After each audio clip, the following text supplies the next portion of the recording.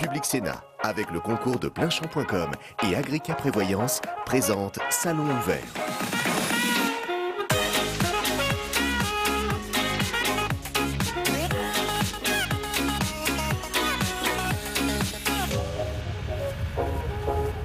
Bonjour à tous, bienvenue en direct sur Public Sénat, édition spéciale à l'occasion du 55e Salon international de l'agriculture.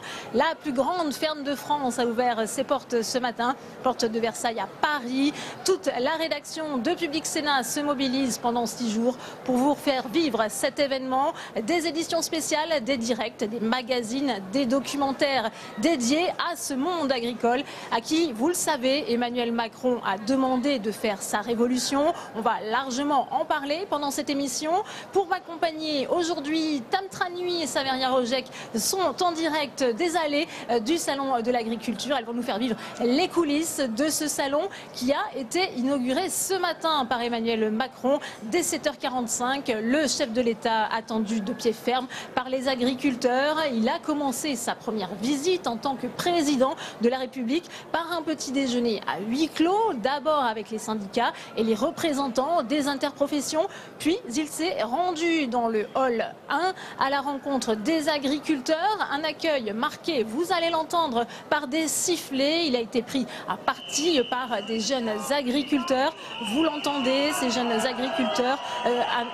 Un accueil marqué donc par des sifflets, je le disais, au cri de Macron menteur, avec des t-shirts qui portaient voilà, vous le voyez sur ces images avec des t-shirts, effectivement. Attention, agriculture en danger. Le chef de l'État qui était accompagné de Jacques Mézard, le ministre de la Cohésion des Territoires, mais aussi de Stéphane Travert, le ministre de l'Agriculture. On le disait, c'est donc un accueil marqué par des sifflets.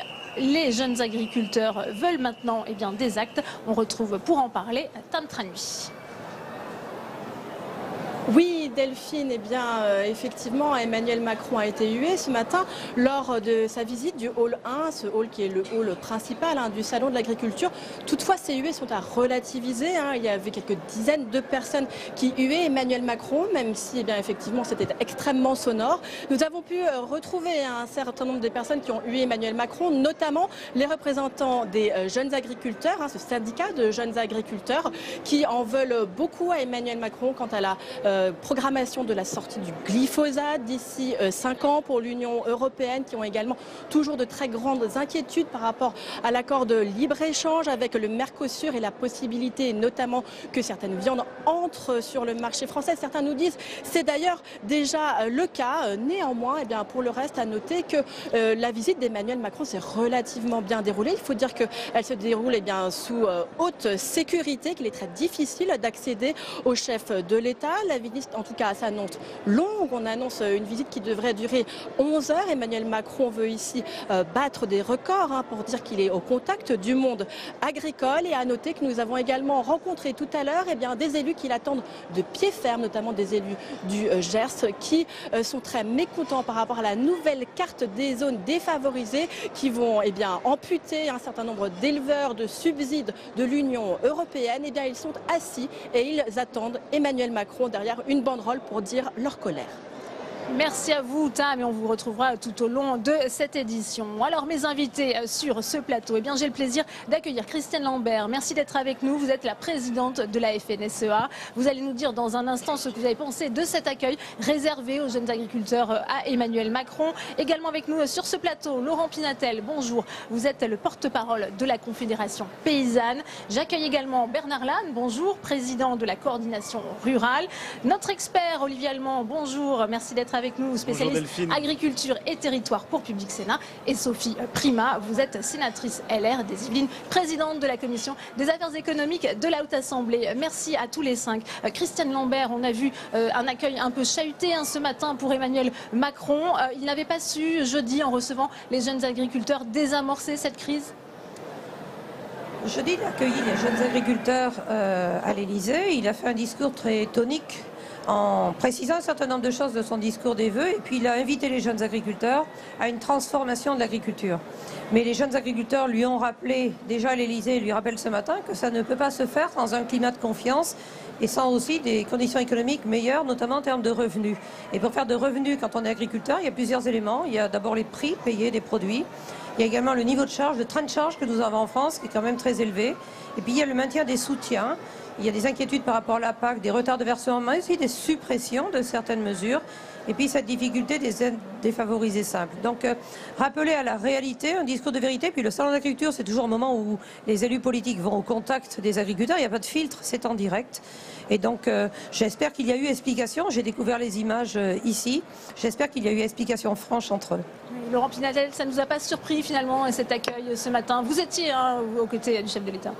Oui, surpris un peu quand même, parce que ce matin j'étais avec Bernard et Christiane au petit déjeuner avec Emmanuel Macron, avec Jérémy De Serle, le président des JA, qui a plutôt eu un propos très consensuel par rapport au chef de l'État, et puis après on sort dans les allées, on se met à siffler. Donc au bout d'un moment, il faut avoir le courage de ses idées. Je ne suis pas sur le fond, peut-être que c'est tout à fait légitime leur action, mais sur la forme, c'est quand même surprenant, cette histoire de toujours s'enfermer dans un double discours. On vient co-gérer avec les uns. Ce que vous faites, c'est bien, on va vous accompagner. Et puis derrière, on donne la troupe et on fait siffler. Donc là, c'est quand même un peu surprenant. C'est pas notre stratégie à nous, après c'est la leur. Sur le fond, effectivement, Christiane Lambert l'a rappelé, Emmanuel Macron a dit il faut changer. Bah oui, il faut changer. Enfin, on est dans un système qui ne marche pas. On parle de ceci, on parle de revenus, on parle de gens qui n'ont plus l'attrait au métier. Bon bah voilà, on a un président qui arrive en disant il faut changer un système qui ne marche pas. Nous, on a du mal à comprendre que des gens manifestent pour dire ne changeons rien. Enfin, les forces de l'immobilisme essayent de se mettre en route avec beaucoup de difficultés depuis ce matin sur le salon. Non, moi je pense qu'il faut changer, mais il faut qu'Emmanuel Macron passe du discours aux actes. Et là, c'est ce qui est important dans le salon qui va arriver, c'est que voilà, au bout d'un moment, et je me tourne vers les parlementaires, il va falloir qu'à travers les actes législatifs posés par ce gouvernement, qui seront débattus puis validés dans les deux assemblées, il va vraiment falloir avoir des actes. On veut changer de cap de l'agriculture, ok, pas de problème, mais quels objectifs on se fixe? L'objectif, c'est d'avoir du revenu, comme l'a dit Christiane Lambert tout à fait, mais c'est surtout d'avoir des paysans nombreux. Si c'est simplement avoir un gros gâteau qu'on se partage à moins nombreux, c'est pas forcément le but, quoi. Ouais, vous analysez aussi, il y a beaucoup d'impatience, d'où ces sifflets. Est-ce que vous les soutenez, ces jeunes agriculteurs en colère? On savait très bien depuis quelques jours que Christiane Lambert avait acheté 250 sifflets et que de toute façon il fallait que les jeunes, que Christiane Lambert, la FNSEA, avait dit aux jeunes il va falloir secouer un peu le président. Je suis d'accord avec Laurent, nous on était après à une réunion de travail, Jérémy De Serle était avec nous, il n'a pas tapé sur le système. Bon, bien sûr qu'on sait très bien qu'au salon il faut toujours montrer que un certain syndicalisme va encore faire entendre sa voix. Moi je ne suis pas du tout non plus sur cette affaire-là. On a parlé des zones défavorisées, on a parlé de plein de problèmes qui étaient avec le président, on y reviendra tout à l'heure parce qu'on a apporté des solutions. Bon, on va dire que c'est le vieux système qui encore secoue un président tout en co-gérant derrière. Donc voilà pourquoi ça ne m'étonne pas. Mais je sais que Christiane va dire qu'elle n'a pas acheté des sifflets. Mais en fait, je sais que c'était coordonné. Vous avez acheté des sifflets? Beaucoup d'agressivité dans le propos de mes challengers, vous le voyez. Franchement, on est là. Non, je crois que ce qui est attendu du président de la République par les jeunes et les moins jeunes, ce sont des actes concrets. Il s'est engagé sur la loi relations commerciales. La présentation est plus molle que ce qui avait été dit au début. Donc nous sommes exigeants et cohérents. C'est vrai que quand il a dit, il doit faire. Sur les zones défavorisées simples, lorsque vous dites qu'il faut s'en satisfaire, allez le dire dans certains départements où il y a des agriculteurs qui sont aujourd'hui éjectés du dispositif, c'est le cas d'ailleurs dans votre département, en leur disant c'est pas grave, ça c'est du conservatisme. Je ne crois pas que ce soit aussi simple que ça. Je n'ai pas dit qu'il fallait s'en satisfaire, j'ai des propositions justement autres. Nous avons fait un certain nombre de propositions et dit que nous étions un syndicat réformiste qui a proposé une autre attitude sur les produits phytosanitaires. C'est nous, c'est la FNSEA avec 30 partenaires. Donc après, il y a des querelles que je peux entendre ou des jalousies d'avoir raté telle ou telle chose. Peu importe, moi ce qui m'importe c'est d'être dans l'action, la proposition. Et l'agriculture qui est attendue aujourd'hui, elle ressemble beaucoup plus à ce que nous portons nous dans notre message. Compétitive mais performante environnementalement, ouverte sur les attentes des consommateurs. Et nous sommes en capacité de répondre avec l'innovation et non pas en regardant le passé, en étant conservateur. Alors peut-être on continue les réactions avec vous, Sophie Primas. Est-ce que c'est justifié selon vous, ces sifflets, cet accueil un peu chahuté d'Emmanuel Macron de la part des jeunes agriculteurs? Permettez-moi d'abord d'être un peu surprise du ton du début de cette table ronde parce qu'on n'est pas là pour s'agresser les uns les autres et moi je ne ferai pas le procès de Jérémy De Serle qui effectivement travaille dans l'intérêt de l'agriculture et de l'installation des jeunes agriculteurs et de la pérennité des installations. Donc sais pas ce qui se passe entre les 3 syndicats ou les 4 syndicats. En tout cas, je trouve que c'est pas le jour ni le ton de le dire. Surprise non, parce qu'au-delà du travail que l'on mène avec les syndicats, que l'on mène avec le gouvernement, avec les parlementaires, avec tous les corps intermédiaires sur la transformation de l'agriculture, je crois qu'il y a une détresse réelle avec des problématiques qui sont des problématiques de court terme. On entend bien sûr, et je pense qu'on en reparlera, sur les accords bilatéraux entre l'Europe et différents pays. On est sur une urgence à légiférer, mais pardonnez-moi de vous dire, vous pouvez vous tourner vers moi en demandant vite de légiférer. C'est vers le gouvernement. Moi, j'attends de légiférer sur l'agriculture. On a fait des propositions. Mon prédécesseur, Jean-Claude Lenoir, a été à l'origine des premières dispositions sur la loi Sapin 2. Donc nous sommes prêts à légiférer, nous sommes prêts à avancer avec l'ensemble des partenaires dans un but qui est pérennisé, d'améliorer les revenus des agriculteurs et de pérenniser.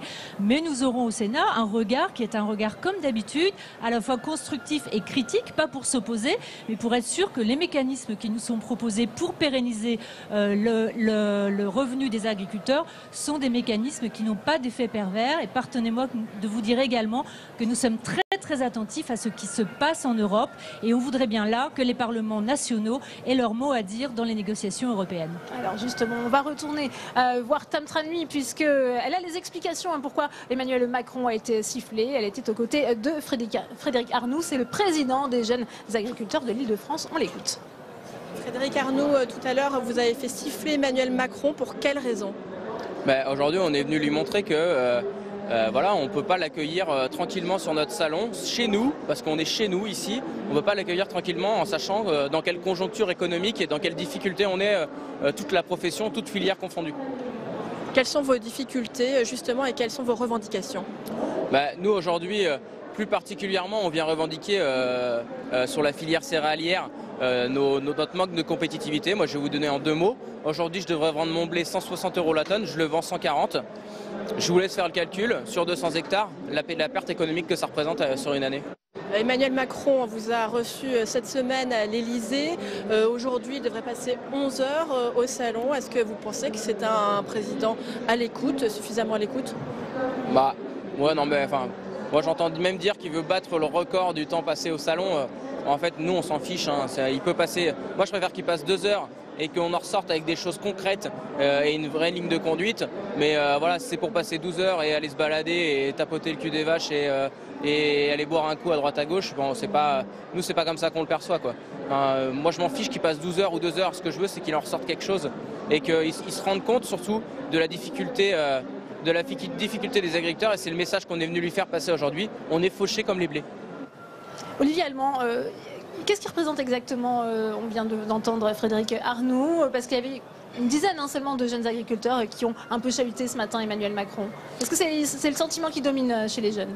En fait, le sentiment qui domine chez les jeunes, mais qui domine aussi chez l'ensemble des agriculteurs, c'est cette incohérence, en fait. Et moi, c'est vraiment le creux de la méthode, en fait, Macron. C'est-à-dire qu'aujourd'hui, il y a une incohérence entre, j'allais dire, la volonté agricole d'Emmanuel Macron, avec une montée en gamme de l'agriculture française, avec un cap stratégique pour les filières. Et elles en ont besoin, effectivement, de passer, j'allais dire, dans l'agriculture du XXIe siècle. Elles sont prêtes à le faire. Et l'incohérence, elle est liée au fait que les premières mesures, que ce soit sur le Mercosur, que ce soit sur le plan loup, ne sont pas du tout, en tout cas dans cette ambition-là. Et de cette incohérence-là naît effectivement des attentes. Donc du coup, ils sont évidemment ils sont surexacerbés sur ces attentes-là. Et donc du coup, ça crée cette tension qu'on a sentie. Mais c'est vraiment un problème de méthode qui est au fond du problème. Christelle Lambert, peut-être. Oui, c'est vraiment une question sur les sujets de fond. C'est pas une question politique ou de double discours. Ce matin, Jérémy de Serle, devant le président de la République, a clairement posé la question du prix et de la demande de montée en gamme faite du beau, du sain, du bien-être, moins de phyto, etc. Et en même temps, l'ouverture des frontières à des produits venant d'ailleurs, ne respectant pas du tout les mêmes conditions de production, qui vont tromper les consommateurs, mais aussi faire une distorsion et tirer vers le bas les prix des agriculteurs.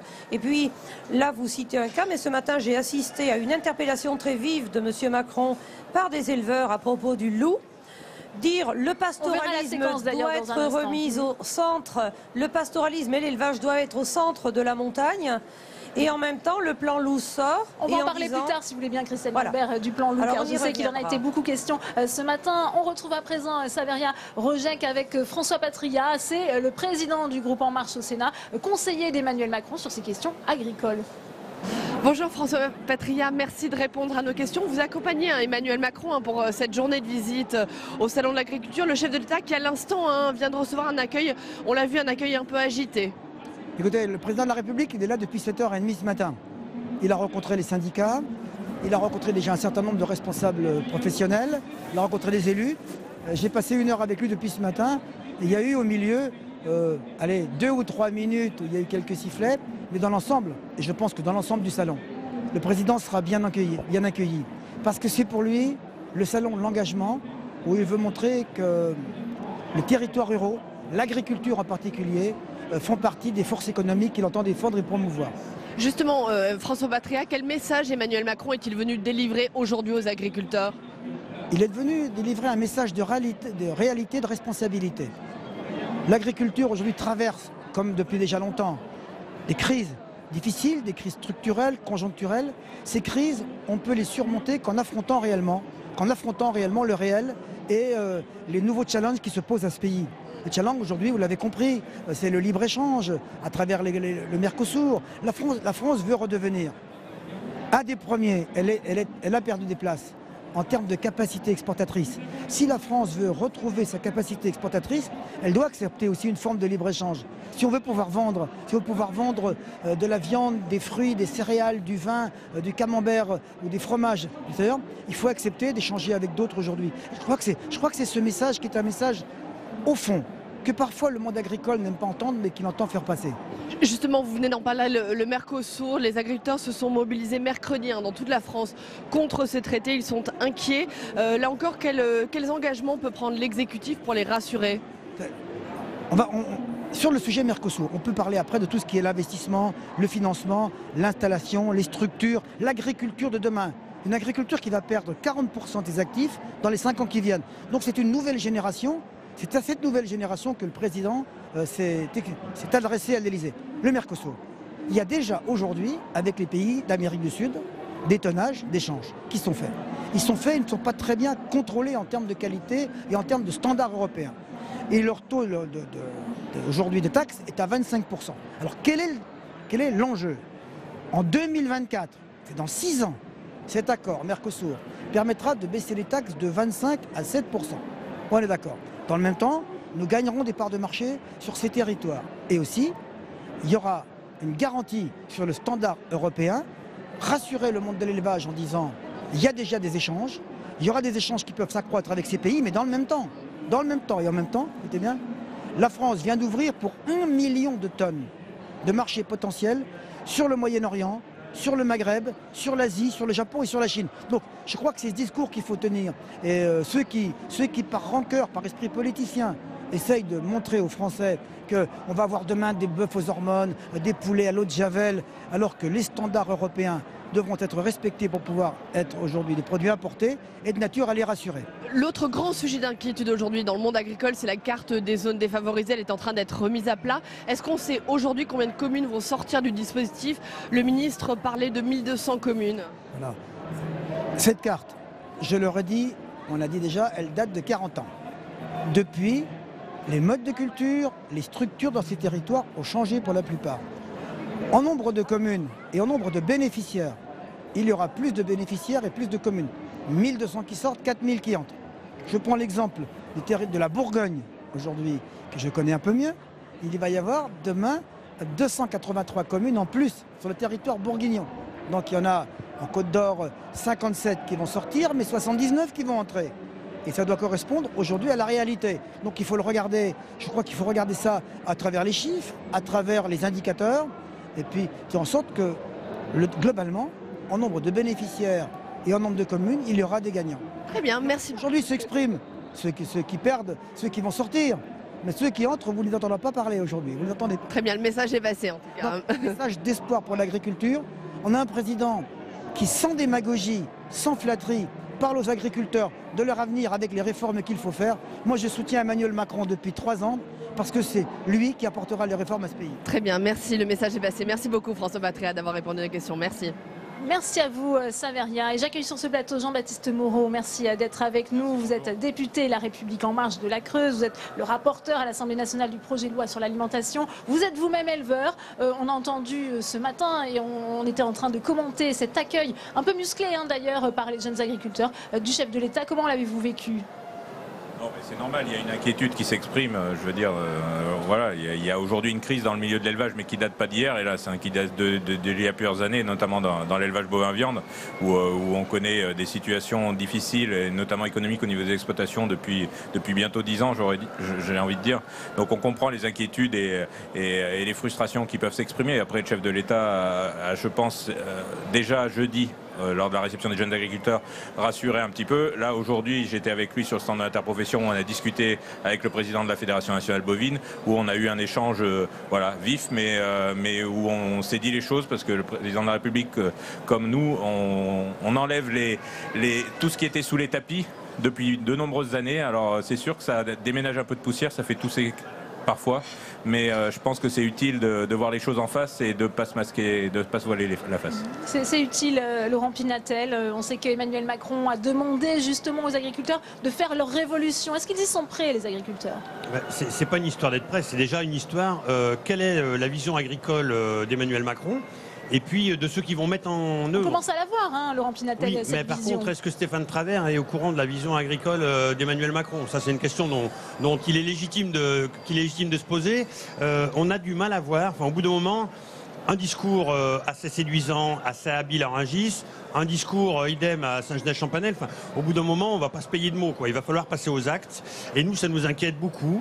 On donne de l'espoir quelque part dans la campagne en disant on va changer, ça ira mieux.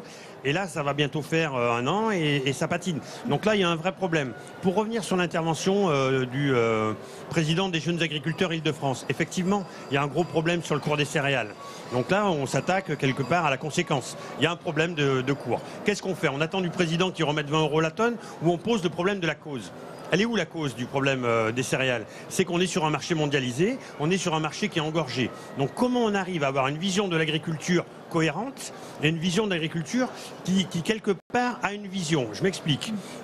Sur le Mercosur, puisque François Patriat en a très longuement parlé, le Mercosur, ça veut dire... Nous, on est contre les accords de libre-échange à la Confédération paysanne. On est contre le Mercosur, donc on est contre... Mais on rappelle pour le téléspectateur que les négociations sont en cours. Pour l'instant, rien n'est arrêté sur cette question. On est contre l'arrivée en Europe de contingents de viande bovine sud-américaine. Mais on est également contre l'arrivée en Afrique de l'Ouest, pour parler des accords de partenariat entre l'Europe et l'Afrique de l'Ouest, de viande bovine européenne. Veut dire, il faut être cohérent. On développe un modèle où aujourd'hui on entend dire tout et n'importe quoi, et notamment, il faut manger français partout, quoi. Il faut manger français en France, il faut manger français en Afrique, il faut manger français en Chine. Redéveloppons l'agriculture vers du haut de gamme, donnons les moyens aux producteurs de viande, puisque c'est d'eux dont il s'agit, de monter en gamme. Remettons des primes européennes, non pas à la vache pour inciter à l'augmentation de la taille des troupeaux, mais plutôt à l'UGB pour inciter à l'engraissement à base d'herbe. Enfin, redéveloppons la qualité française. On n'est pas mauvais aujourd'hui, mais on pourrait faire mieux. Puisqu'on parle du Mercosur, on va écouter cet échange ce matin entre Emmanuel Macron et les éleveurs sur cette question des accords de libre-échange entre l'Europe et ces pays d'Amérique latine. On l'écoute. Et en fait, vous allez avoir de la marchandise qui va arriver des autres pays avec des contraintes autres que les nôtres. Mais attendez, vous êtes bien d'accord avec ça ? Ils ont des contraintes autres que nous. La viande, c'est quoi ? C'est des hormones. Oui. Vous allez avoir des OGM à plein. Vous avez totalement raison d'être là-dessus. Eh bien oui, mais demain, comment vous allez faire pour fermer les frontières françaises en disant mais je ne veux pas les fermer. Là, on n'en veut pas, on prend du produit français. Alors, les frontières françaises, d'abord, je ne vais pas les fermer. Donc en fait, cette alimentation va se retrouver dans l'assiette des Français. Non, parce que... Bah si, dites-moi comment vous allez faire. D'abord, l'avenir de l'agriculture, il n'est pas dans la fermeture, quelle qu'elle soit. Votre filière, vous êtes dans quoi, vous ? Céréales. Céréales, vous. Oui, pareil. Bon, vous êtes une filière qui exporte, hein. Oui. Bon, donc je vais pas, ça marche pas de dire on ferme d'un côté et on ouvre de l'autre. Bon, donc notre économie, notre agriculture, c'est d'ailleurs une de ses fiertés, elle est exportatrice. Elle a donc besoin d'être ouverte. Oui, bon. Mais on est gagnant sur le Mercosur, la négo n'est pas finie. Moi j'ai mis mes lignes rouges. Et gagnant en quel niveau? On est gagnant pas en agricole? Si. Ah non. Si, parce que nous on le voit pas comme ça. Non, mais moi je suis prêt à vous. Et avec la dans les bonnes normes, les biocarburants, on le voit plus. Alors, on voit pas de bonne. Non mais comme ça, je vais vous dire. D'abord, on a des IG, on a des points offensifs défensifs, elle n'est pas finie la négo. Bernard Laranne, sur cette question des négociations qui sont en cours sur le Mercosur, vous lui faites confiance à Emmanuel Macron justement pour défendre la France? Écoutez, Emmanuel Macron, il a la technique du en même temps. C'est vrai que là, il va devoir nous prouver, il nous a dit ce matin qu'il a fixé une ligne rouge. Bon, la ligne rouge, c'est lui qui nous dit, pour l'instant, je ne peux pas en parler, mais elle risque de nous aider, de nous protéger. Moi, ce que je vois en même temps, c'est que tout à l'heure, quand on parle des 1200 ou 1400 exploitations qui vont sortir, dans le en même temps, qu'est-ce que je fais? D'en face, moi, j'ai des agriculteurs qui sont des petits agriculteurs, des éleveurs, qui sont dans des zones défavorisées et qui sont dans des zones intermédiaires et à qui on dit maintenant, mais tu comprends, avec les normes européennes de revenus, ça passe plus. Moi, ce que j'ai dit ce matin à Emmanuel Macron, c'est en même temps que j'ouvre le Mercosur, ben, sur ces agriculteurs-là, il y a un budget dont personne ne parle, mais qui est le budget de Nicolas Hulot, qui est de 10,4 milliards. On monte des programmes exploitation par exploitation. Ces gens-là font de la viande de qualité, ont des prairies, ont des haies, ont donc des choses écologiquement finançables. Et allons chercher sur un nouveau budget de façon à protéger au moins ces agriculteurs-là. Parce que si en même temps, j'ouvre le Mercosur et que je laisse ces agriculteurs frontalement au problème de libre-échange, ils ne passeront pas. Le problème, c'est que dès que je ferme un élevage comme celui-là, derrière, il n'y a plus personne qui vient. Et là, on ne prend pas la charrue, on ne fait pas du blé. Il n'y a plus rien. Donc, j'occupe mon territoire. Et comment, je dis aussi aux consommateurs français, regardez avec de la traçabilité que l'on peut faire maintenant intégrale. Regardez, j'ai de la viande française que je peux envoyer dans mes cantines, sur des plateformes où on va faire du local. Et voilà le en même temps. Mais pour l'instant, on l'attend. Christiane Lambert, vous dites, si on signe ces accords, eh bien, on risque de perdre 20 à 25 000 exploitations. Oui, la France est le pays qui a le plus de producteurs de viande bovine. C'est un secteur fragile.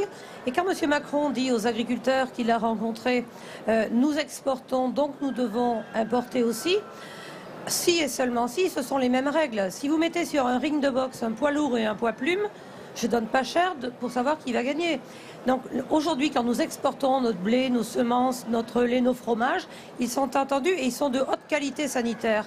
Là, les produits qui vont rentrer d'Amérique du Sud, ils sont élevés avec des antibiotiques régulateurs et activateurs de croissance. Ils mangent des farines animales. Ce sont des processus qui sont totalement interdits en France.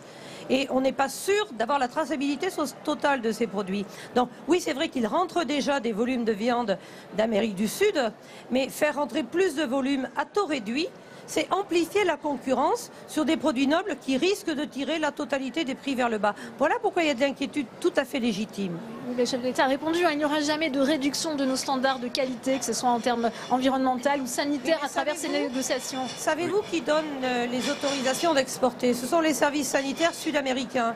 Or, au Brésil, ils sont encore empêtrés dans un scandale sanitaire où les autorités sanitaires du ministère ont validé des viandes avariées. Il y a eu un scandale catastrophique. Les USA ont fermé leurs frontières. Alors Jean-Baptiste Moreau, comment on peut être sûr justement d'avoir une qualité sanitaire qui sera au rendez-vous? Ce qu'il faut savoir, c'est qu'il y a déjà aujourd'hui au niveau de l'Union européenne à peu près 200 000 tonnes de viande bovine qui est importée du Mercosur et d'Amérique du Sud à des droits de douane autour de 20%. Mais là on parle de 70 000 tonnes. Non mais c'est pas forcément supplémentaire. Mais on est déjà à 200 000. Donc avec des droits de douane à 20%, et on parle là de négociations d'achat qui ne sont pas faites, qui de toute façon, même si le traité est signé dans les jours qui viennent ou dans les mois qui viennent, ne s'appliquera qu'en 2024. Donc on ne sait pas, enfin on va essayer de faire en sorte au niveau européen d'arriver justement par rapport à ce que disait Madame Lambert et Monsieur Pinatel, d'arriver à imposer des normes justement et avoir une vraie traçabilité de cette production, parce qu'aujourd'hui c'est ça l'enjeu. L'enjeu c'est d'avoir une traçabilité et de mettre le consommateur et de rendre le consommateur responsable de ce qu'il achète, d'expliquer au consommateur comment il produit la viande là-bas, comment elle est produite chez nous. Et là il y aura un choix éclairé et le consommateur devra mettre en adéquation ce qu'il demande aujourd'hui à l'agriculture française et ce qu'il achète. Voilà, clairement. Donc, de toute façon, c'est pas pour dire c'est pour 2024, on fait rien, c'est pas la question. Mais c'est de dire que d'abord il n'est pas signé. Quand il sera signé, c'est 2024 et on a le temps au niveau européen avec nos partenaires d'étudier, et c'était un engagement du président de la République, de regarder, parce que le transport de ces matières premières, ça a un impact environnemental, et pourquoi pas une taxe carbone à l'entrée de l'Union européenne. Votre réaction, il n'y aura jamais de bœuf aux hormones? Non, mais en 2024, rien dit que ça n'existera pas. Alors Laurent Pinatel. Non, moi j'entends les propos de Jean-Baptiste Moreau, on va mettre des normes, mais la question c'est est-ce qu'on a besoin de volume de viande supplémentaire sur le marché français? français et européen? La réponse est non. Bah, si c'est non, on ne traite pas Mercosur. Je veux dire, on ne va pas en parler pendant des heures. On veut protéger les producteurs de viande français et européens. Eh ben, on ne signe pas ces accords. Que ce soit en 2024, que ce soit sous les normes. C'est pas ça le problème. Est-ce qu'on en a besoin? Non, on ne signe pas. Point. Sophie Primas, on en a besoin, on ne signe pas ces accords, nous dit Laurent Pimentel. Oui, mais vous voyez, la discussion qu'on a là, moi, elle me fait penser à trois problèmes vraiment très très important. La première, c'est quid de la présence en France dans les négociations qui sont menées au niveau européen. Aujourd'hui et depuis quelques années, on a déserté les instances européennes et la France n'est pas en tête de pont pour négocier dans les instances européennes les intérêts de la France. Ça a changé peut-être un peu depuis, j'en sais rien. En tout cas, moi je vois qu'au niveau européen, sans l'action de M. Dantin et de Mme Delahaye, on n'aurait aujourd'hui aucun apport de la France sur les négociations européennes. Donc on a ce premier problème. Deuxième problème, il ne faut pas qu'on négocie juste le Mercosur, mais on est dans une négociation européenne avec le CETA, avec le Mercosur, demain avec l'Australie, après-demain avec la Nouvelle-Zélande, avec le Japon. Et aujourd'hui, on n'a pas de vision globale de l'impact de l'ensemble de ces négociations sur des niveaux de produits qui sont très fins. Et si on avait cette vision globale, on pourrait travailler de façon beaucoup plus raisonnée dans les négociations. Troisième chose, lorsqu'on va faire venir de la viande du Mercosur, on peut mettre des barrières normatives à laquelle elle est déjà là, mais on peut mettre des barrières normatives. Il n'empêche que on sait que les barrières normatives de production de ces produits-là dans le Mercosur et en particulier au Brésil sont très défavorables à la comparaison de la compétitivité avec nos agriculteurs français. Et donc, qu'est-ce qui va se passer? Cette viande, elle va arriver en France à des niveaux de compétitivité très faibles qui va handicaper les agriculteurs français. Quatrième élément, oui, on va monter vers le haut, oui, on va progresser, oui, on va faire de la viande de meilleure qualité. Moi, je voudrais juste vous dire qu'il y a des gens en France qui n'ont pas beaucoup d'argent pour manger et que quand on leur met en face des niveaux de compétitivité sur la viande qui sont très faibles, eh bien, ils ont la faiblesse de l'acheter parce que parallèlement à ça, ils ont des niveaux de revenus qui sont très faibles. Il ne faut pas écarter ça d'un revers de la main. La solution, c'est de tirer les agricoles vers le bas. Pas du tout. Ça veut dire qu'il faut une agriculture industrielle pour les pauvres, une agriculture haut de gamme pour les riches. C'est pas du tout ce que je vous dis. C'est pas du tout ce que je vous dis. C'était une question cruciale. Je vous dis que la compétitivité de la production de notre pays est majeure. On ne peut pas vous laisser dire que de toute façon on va rentrer du steak haché pour les pauvres. Attendez, arrêtez. J'ai pas dit ça. Ben, si, parce que là vous parlez, il faut rentrer. Non, non, mais attendez. J'ai pas dit ça. J'ai dit qu'il fallait travailler la compétitivité. Oui, mais la compétitivité, le problème, vous savez très bien qu'en France, on travaille sur des niveaux de production bovins. Non, mais attendez. On est là pour en débattre. On vous répond, on vous dit tranquillement qu'il faut laisser rentrer de la viande. J'ai pas dit ça. Quand même, vous avez dit qu'il faut faire... Bon, allez, attendez. Donc, madame ne dit pas qu'il faut rentrer de la viande à pas cher, parce qu'en fait, il y a des gens qui n'ont pas les moyens. C'est faux, parce qu'aujourd'hui, nous avons la capacité de le faire. Elle se met dans la peau du consommateur français aussi, Bernard Lannes. Oui, exactement. Le consommateur français. Et moi, je veux y revenir au consommateur français. Parce que je vais vous montrer ça. Aujourd'hui, avec un smartphone, on peut faire la traçabilité intégrale. Nous, à la coordination, on le pousse déjà depuis un an devant Emmanuel Macron. Vous prenez un site qui s'appelle le Yuka, aujourd'hui, pour le Nutri-Score, qui est parfait, qui peut vous le dire, et qui demain matin va vous dire ce qu'il y a dans la viande hachée, s'il y a de la viande du Mercosur ou s'il y a de la viande française. Donc par rapport à ça, moi je veux bien entendre beaucoup de choses, mais il faut nous redonner à nous aussi les moyens de compétitivité, c'est-à-dire la traçabilité intégrale dans les produits faits par les grands faiseurs, et notamment européens, parce que c'est cela qui rentre après aussi. C'est exactement ce et on va avancer dans ce débat. Allez-y, Christiane. C'est exactement ce que je disais. Ils sont partis sur une polémique alors que ce n'est pas ce qui avait été dit. Je reviens. Est-ce qu'on manque de viande bovine en France et en Europe? Non. La consommation de viande bovine baisse en France et en Europe. Et c'est ce que nous craignons dans un contexte où la consommation baisse, amener de la viande supplémentaire, parce que oui, il en existe déjà, mais c'est quand même 70 000 tonnes de plus dans un contexte où la consommation a baissé de 25% en 10 ans. C'est énorme. Donc la crainte, elle est forte. Ce n'est pas le consommateur informé dans son supermarché qui, lui, saura choisir, mais c'est aussi dans un système de restauration hors domicile, où là, l'origine est beaucoup plus difficile à identifier, que risquent de se retrouver ces viandes-là. Et la crainte des éleveurs, elle est fondée. Il y a aussi, on en parle assez peu quand même, et la viande de volaille, où nous avons des signes officiels de qualité, et là arrivent des volailles pas chères. Il y a l'éthanol et il y a le sucre. Sur l'éthanol, Au regard du changement climatique, on doit faire des carburants verts pour avoir 32% d'énergie renouvelable. Nous sommes capables de les cultiver en France et en Europe. Pourquoi aller les chercher ailleurs? Je pense que le bilan carbone de l'éthanol qui va traverser l'Atlantique ne sera pas bon du tout. D'où la nécessité d'une cohérence. Mais quand même, quand M. Macron parle de la nécessité d'exporter, disons aussi que la France a besoin d'exporter aussi des voitures et des TGV.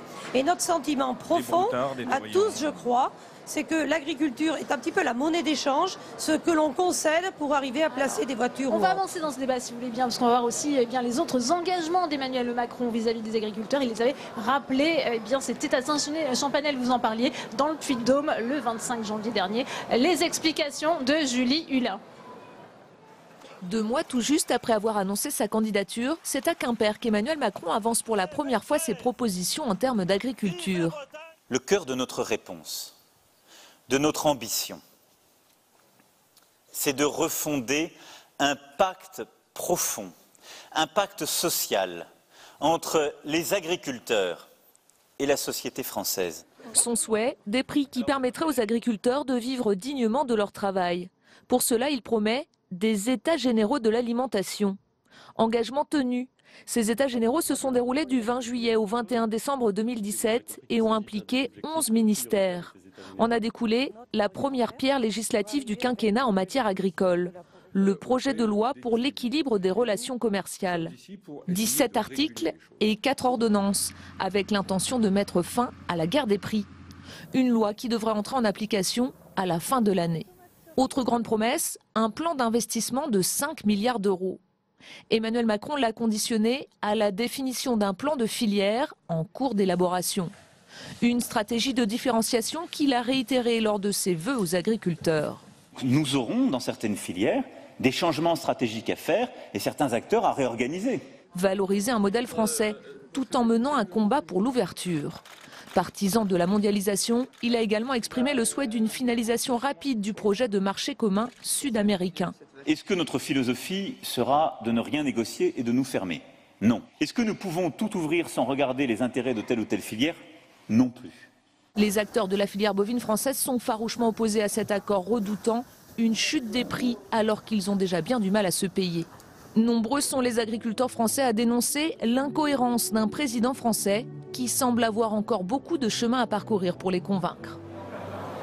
Alors qu'Emmanuel Macron, vous le voyez sur ces images en direct, est toujours présent cet après-midi au salon. Il est arrivé, je vous le rappelle, à 7h45. Il a essuyé quelques sifflets de la part des jeunes agriculteurs. Il est toujours accompagné de Stéphane Travert, le ministre de l'Agriculture. Il répond, il passe bien beaucoup de temps. Il a promis peut-être de rester même jusqu'à la fermeture du salon ce soir.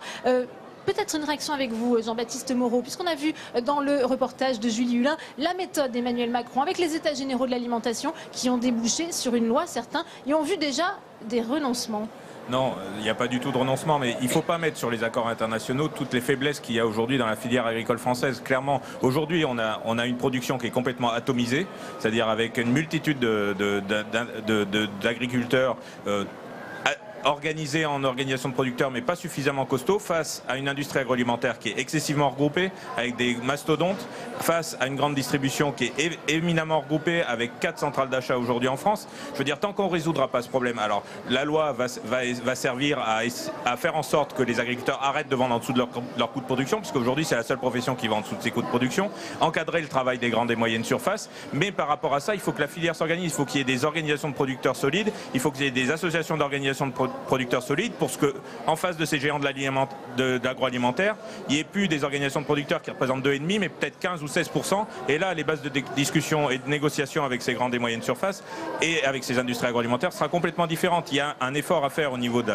la production. Il y a déjà eu des choses de fait et il y a déjà un début d'organisation, mais il faut aller beaucoup plus loin et beaucoup plus vite parce que s'il y a urgence, ça on en est complètement conscient, mais sans organisation de producteurs et sans une vraie solidarité dans le monde de la production et dans le monde paysan, on n'y arrivera pas. Ouais, Sophie Primas, est-ce que la méthode d'Emmanuel Macron, est-ce que son diagnostic sur la situation agricole, est-ce que c'est le bon dans un premier temps?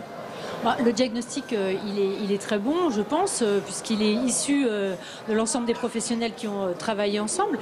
Maintenant, j'attends, comme je le disais tout à l'heure, d'un point de vue législatif, la traduction de ces états généraux. Jean-Baptiste Moreau portera à l'Assemblée nationale. Le Sénat prendra évidemment sa part Peut-être au mois de juin, au mois de juillet, je ne sais pas, on n'a toujours pas de calendrier. Donc, mois de mars à l'Assemblée nationale. Oui, mais je ne sais pas, en tout cas au Sénat, on n'a pas de visibilité.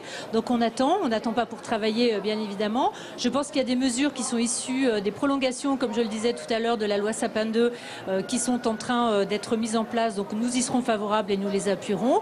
Moi j'ai quelques questions, je ne comprends pas toujours comment ce sont les agriculteurs qui vont profiter des mesures qui seront mises en place, mais nous travaillerons ensemble ces différentes mesures pour permettre aux agriculteurs effectivement d'avoir au moins le prix de revient de leur production. Ça ne me semble pas tout à fait suffisant et je pense que là aussi il faut dire aux Français de façon très claire que peut-être les prix devront peut-être être un petit peu augmentés. Vous voyez, je suis dans ce que je disais tout à l'heure parce que simplement la production doit être rémunérée. Alors justement, avant de continuer le débat en plateau, on retourne voir Tam Tranui puisqu'elle est avec Bruno Dufayet, c'est le président de la Fédération française bovine. On l'écoute.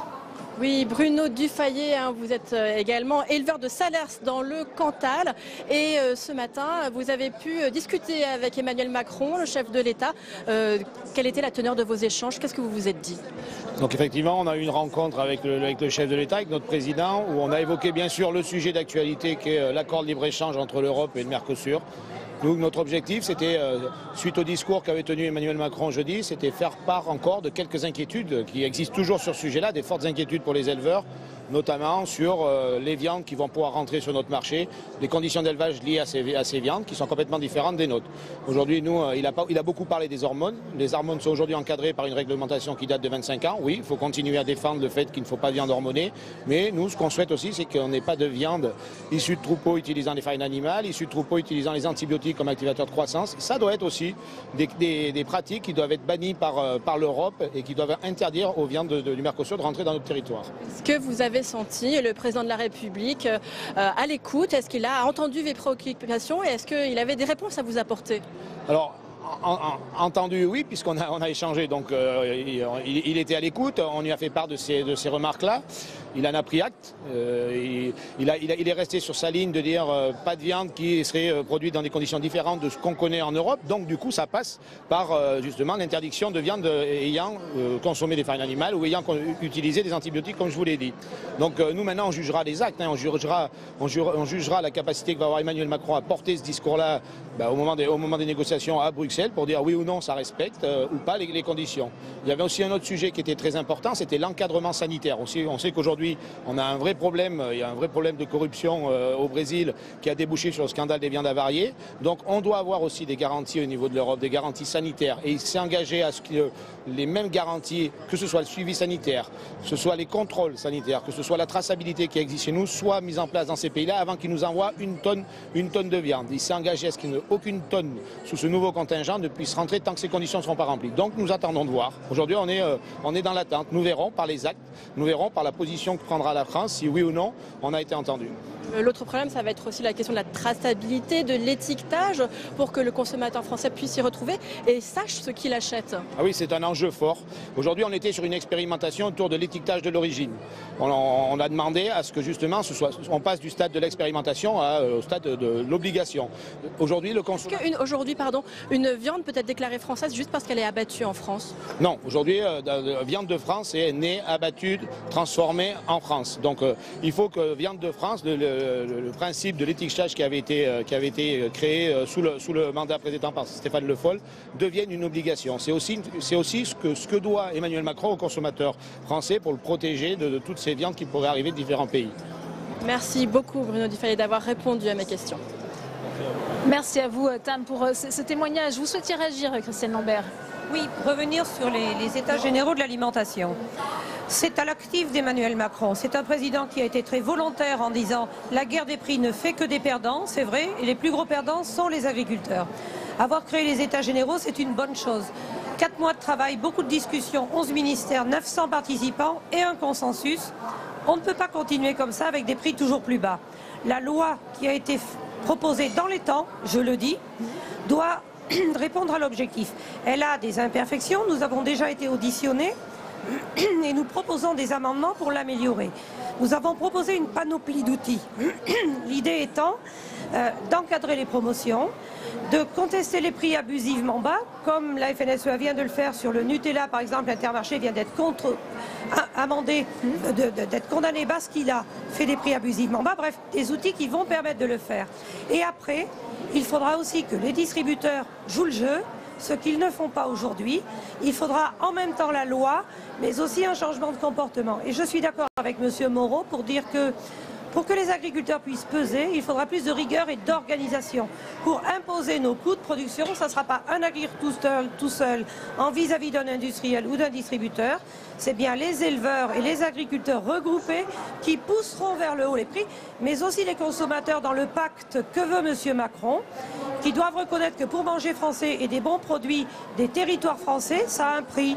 On ne peut pas se nourrir pour toujours moins cher et vouloir plus d'environnement, de sanitaire, de bien-être. Ça n'existe pas. Donc c'est aussi de la cohérence. Laurent Pinatel, on rappelle, selon cette statistique de la Mutuelle sociale agricole, aujourd'hui, un agriculteur sur 3 gagne moins de 350 € par mois. Ce qu'il y a dans cette loi, pour l'instant, ça va vous permettre, selon vous, d'améliorer justement le revenu de ces agriculteurs? En fait, j'allais dire que Jean-Baptiste Moreau va avoir un travail immense devant lui. Il s'est attelé à la tâche, il a déjà auditionné pas mal de gens. Mais entre la volonté du président de la République, déclaré à Rungis, réaffirmé à Saint-Genès-Champanel, et le projet de loi qui arrive chez vous, il y a un monde, quoi. Il y a un monde, et nous, on fait confiance à l'activité parlementaire pour bonifier cette loi, pour la remettre dans le sens du discours de Rungis. Mais il y a quelque chose qui s'est passé au milieu qui ne colle pas avec la réalité. Il n'y a pas justement la possibilité donnée aux producteurs de se regrouper fortement en organisation de producteurs. Il n'y a pas la capacité vraiment de se mettre en position de force par rapport à la transformation et à la distribution. Pour revenir, l'agriculteur de se responsabiliser, de se regrouper pour peser dans les négociations. Pour revenir juste sur les propos de Christiane Lambert, je suis tout à fait d'accord avec le problème de la grande distribution.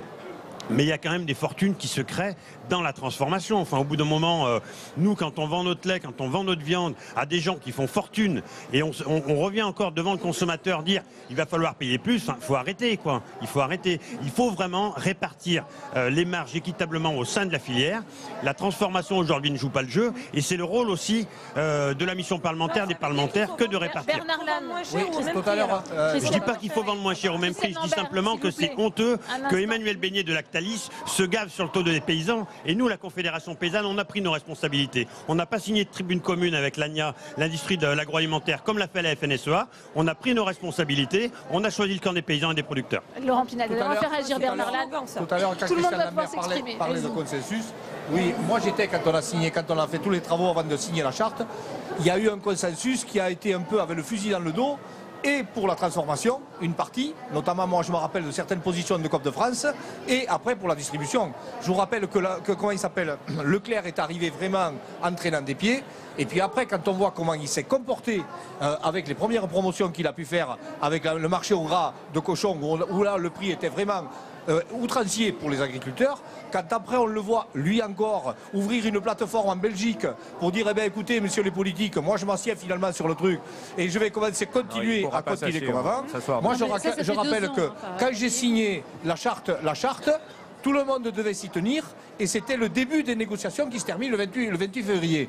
On voit très bien qu'il y a un monde d'avant qui veut encore prendre de l'argent et je rappelle aussi que nous payons très cher les agriculteurs, qu'il y a trop de supermarchés en France. Je l'ai dit au patron d'Intermarché autour de la table de réunion parce qu'à un moment donné, eux aussi vont mourir, mais pour l'instant, nous restons les seules variables d'ajustement. Il faut que ça cesse. Et là, Emmanuel Macron, il y a la loi, il y a beaucoup de choses qui peuvent faire arrêter dès demain matin. Ça ne marche pas cette inversion de la construction du prix proposée par Emmanuel Macron? J'espère que ça va fonctionner. Moi, je voudrais juste dire qu'il y a beaucoup d'énervement ici. On regarde la grande distribution et on a raison de regarder la construction et la répartition de la valeur. Il faudra qu'on travaille là-dessus dans l'activité parlementaire qui sera la nôtre à l'Assemblée et au Sénat. Mais je voudrais dire que la grande distribution, c'est pas le seul débouché des produits agricoles. Il y a toute la partie RHF qu'on oublie un petit peu facilement et qui est une partie extrêmement importante des débouchés. Donc je ne voudrais pas qu'on focalise d'un point de vue législatif et d'un point de vue de communication l'ensemble de la distribution, enfin le problème sur l'ensemble de la distribution. Ouais. Il y a des problèmes dans la distribution, il ne faut pas les effacer, mais il y a aussi, je pense, une autre partie à regarder. Jean-Baptiste Moreau, est-ce que justement ce dispositif qui permet, on le rappelle, d'inverser la construction du prix, on ne part plus du supermarché, on vient directement C'est l'article 1er du titre 1er premier de ce projet de loi, donc c'est la base de ce projet de loi, c'est justement aux producteurs de proposer le contrat aux distributeurs et aux transformateurs, et pas l'inverse, à la différence des autres fois, sur la base d'indices de coûts de production qui sont déterminés au niveau des interprofessions. Donc c'est bien la profession qui détermine ses coûts de production et qui en fonction de ça établit une construction du prix. Après qu'il y ait du travail à faire sur cette loi, oui bien sûr, mais on est là pour ça aussi. On n'est pas là juste pour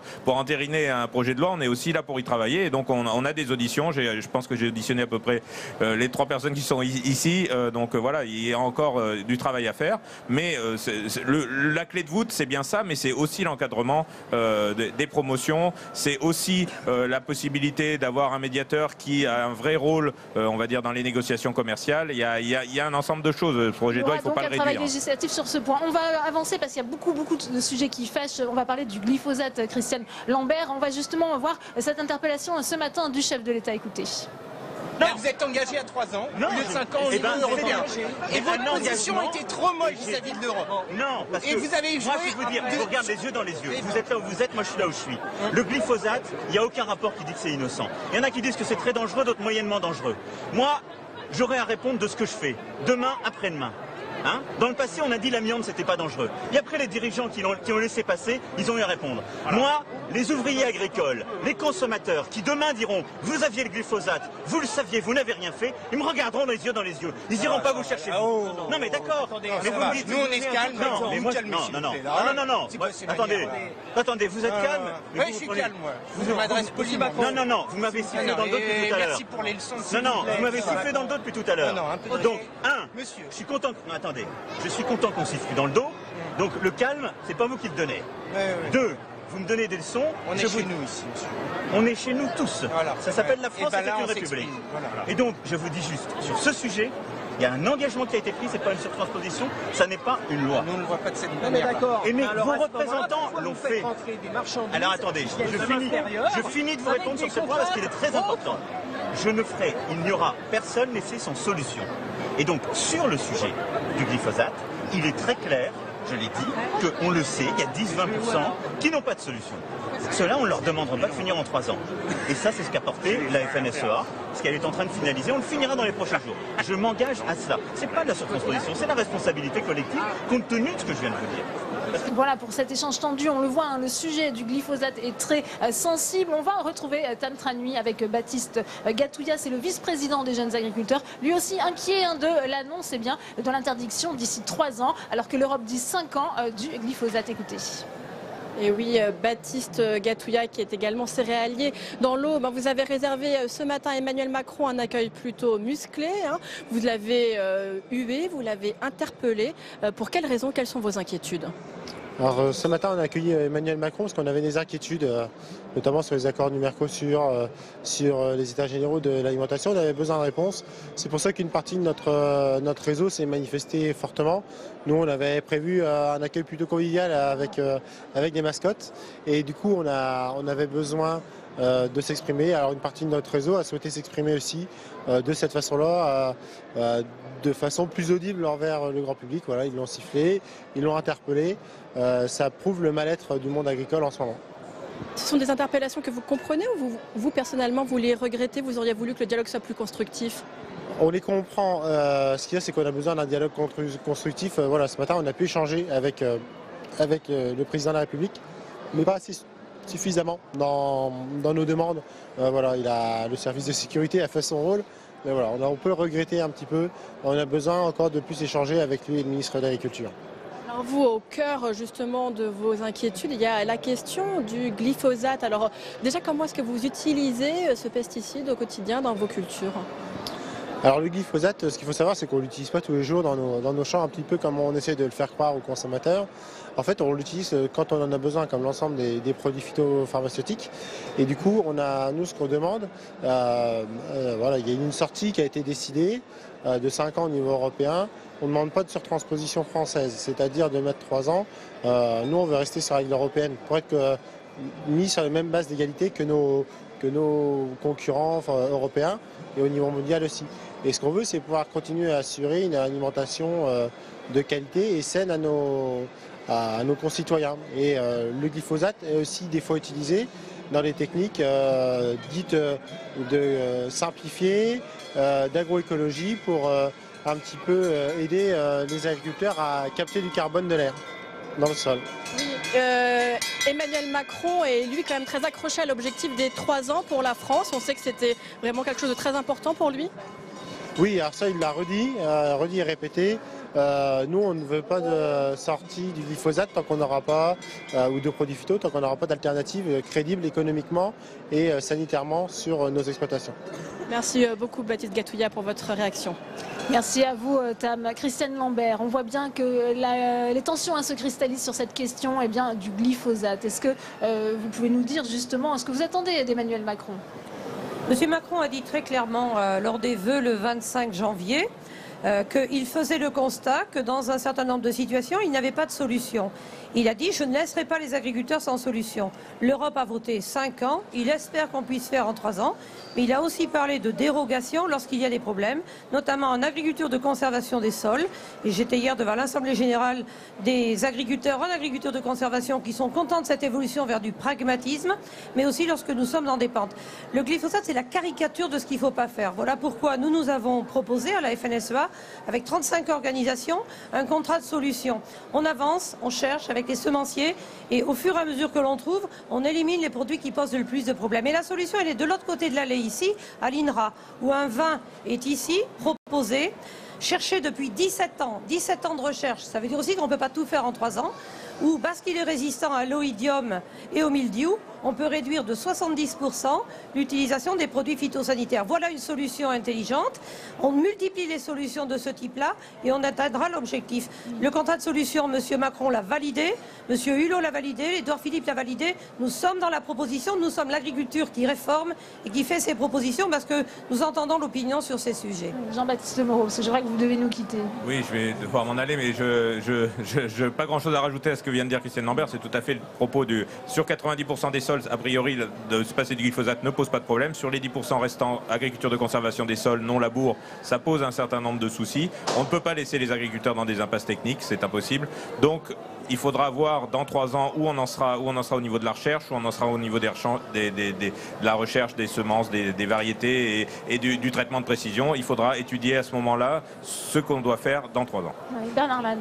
Emmanuel Macron a dit « moi je ne suis pas là pour plaire, je suis là pour faire ». On est d'accord sur ça. Le glyphosate, nous les agriculteurs, on n'a pas à savoir si c'est bon, si c'est mauvais. On enlève ça, on enlève ça. De toute façon, si c'est bon, on le garde. Et si on le garde, de toute façon, on a les conditions draconiennes. Par contre, si c'est mauvais et si on décide de l'arrêter, on a fait une manifestation, nous, au port de Lorient, pour aller montrer qu'il rentre tranquillement en France des millions de tonnes de soja transgénique des pays d'Amérique du Sud, qui, eux, sont traités directement sur la plante.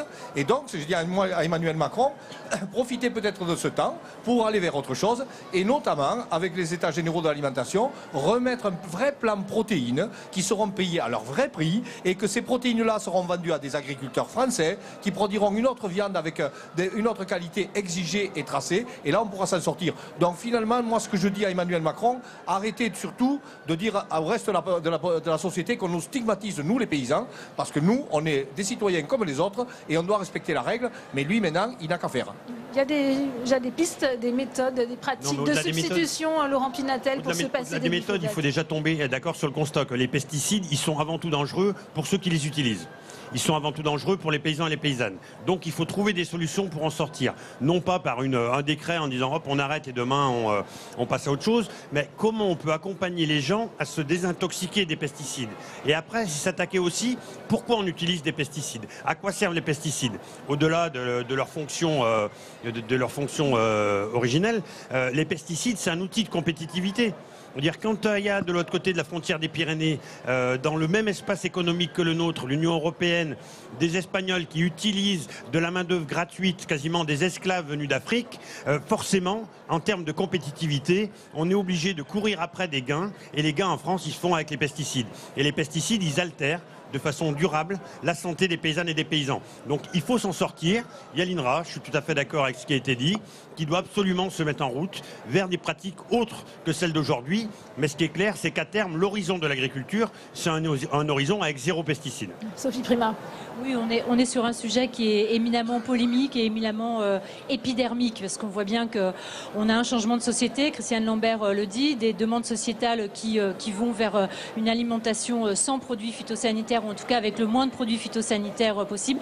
Et on a des agriculteurs qui sont dans la démarche de changer de modèle depuis quelques années, parce que là on a l'impression que tout d'un coup on est sur un nouveau monde.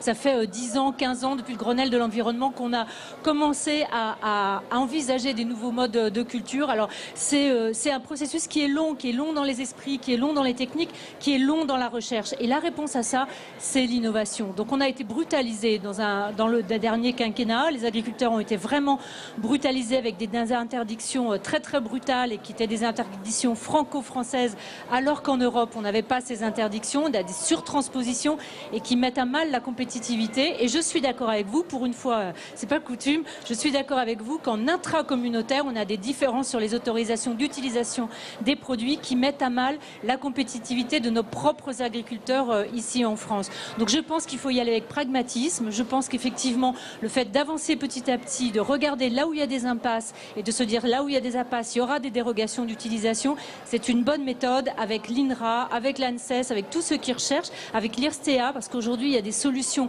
extrêmement intéressantes avec des drones, des caméras devant les pulvérisateurs, des pulvérisateurs qui font la bonne dose sur la plante elle-même, sans pulvérisation autour, sans nuage de phyto.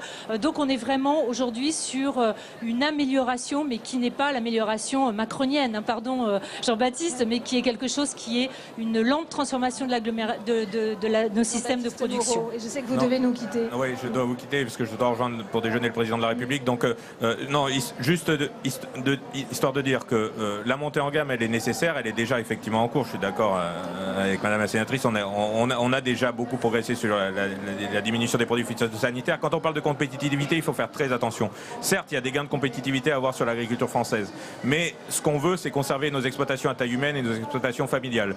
Et quels que soient les gains de compétitivité qu'on ait, on ne sera jamais concurrentiel avec des feedlots ou quoi que ce soit. Donc il faut bien pas se placer sur les mêmes créneaux de production, sinon effectivement, quoi qu'on fasse et quelles que soient les charges qu'on diminue, on n'arrivera pas au bout à être suffisamment compétitif. Donc on aura des accords internationaux, mais après il faut bien viser une gamme de produits complètement différents pour éviter voilà, la compétitivité, on ne l'atteindra pas avec des fermes de 10 000, 15 000 ou 20 000 vaches. Merci Jean-Baptiste Moreau, je vous libère, merci d'avoir participé à cette émission. On continue puisqu'on va retourner, on en a parlé à Saint-Genès-Champanel, c'est dans le Puy-de-Dôme, c'est là qu'Emmanuel Macron avait prononcé ses vœux au monde agricole. Notre journaliste Fabien Henriquer est retourné sur place à la rencontre d'un éleveur, il s'appelle Camille Lassalas, vous allez voir, il élève des brebis et il est revenu sur les promesses du chef de l'État. Regardez son reportage. Comme chaque matin, Camille Lassalas donne à manger aux 750 brebis de son exploitation. On va ramasser les petits agneaux pendant le temps de l'alimentation, parce que pendant que leur mère mange, les agneaux, ils arrivent, vous avez l'exemple là-bas, ils têtent.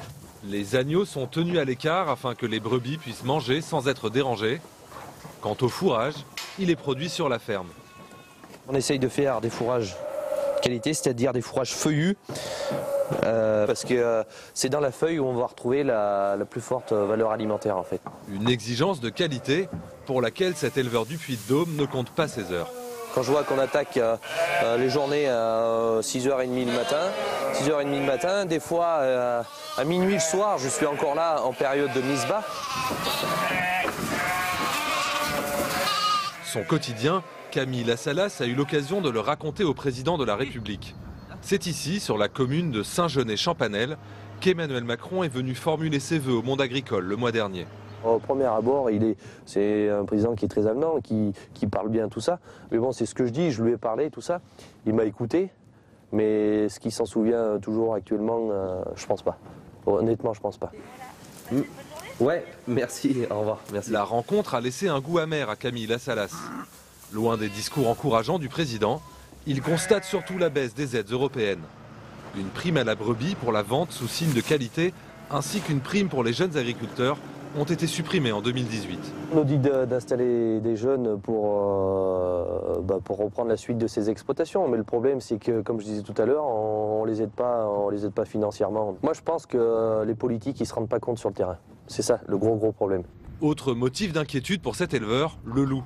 Si ce dernier n'est pas encore arrivé dans la chaîne des puits, ce n'est qu'une question de temps pour Camille Lassalas. Et le plan loup du gouvernement, axé sur la protection des troupeaux plutôt que sur l'élimination du prédateur, ne le convainc pas. Ce qui va se passer, c'est que les gens, à force, ils vont plus monter de bêtes d'ovins en montagne, il n'y aura plus de pastoralisme, les paysages vont se refermer, et puis voilà. Et je trouve que c'est entièrement dommage. Emmanuel Macron avait passé plus de 3 heures avec les agriculteurs de Saint-Jeune et Champanel. Insuffisant toutefois pour vraiment rassurer ce jeune éleveur. Et voilà, pour un autre motif de mécontentement, le plan loup. Emmanuel Macron a dû s'en expliquer ce matin. On l'écoute. Nous ne sommes pas là pour perturber votre parcours. C'est sur le plan loup. Nous sommes des éleveurs qui avons un énorme problème de prédation. Monsieur le Premier ministre, il nous avait promis zéro prédation. Zéro prédation. Votre plan loup, ça sera pas zéro prédation. Pas 12 000 brebis tués, ça sera 14 000 brebis. Non, Monsieur le Président, moi je vais vous assurer une chose, c'est que le plan loup, il y a une chose qui est claire, il donne des nouveaux moyens, c'est-à-dire la possibilité d'effaroucher, de tuer. Ça fait 20 ans qu'on effarouche. Les mesures mais de tuer, il y a des vraies mesures de prédation qui sont prévues dans ce plan, qui étaient jusqu'alors interdites. On remet les brigades aussi. Les brigades, elles existent déjà, il faut les augmenter. Quand je dis on les augmente, il en faut une par massif. Je sais la sensibilité, l'angoisse que ça suscite chez certains éleveurs qui se disent ça va arriver cette nuit ou demain. Donc je ne rigole pas avec ce sujet. Je ne vous mens pas en disant on va le régler en baissant tel ou tel quota parce qu'il y a des engagements qui sont pris par ailleurs et qu'on défend la biodiversité. Par contre, on se donne les moyens sur chaque territoire de protéger.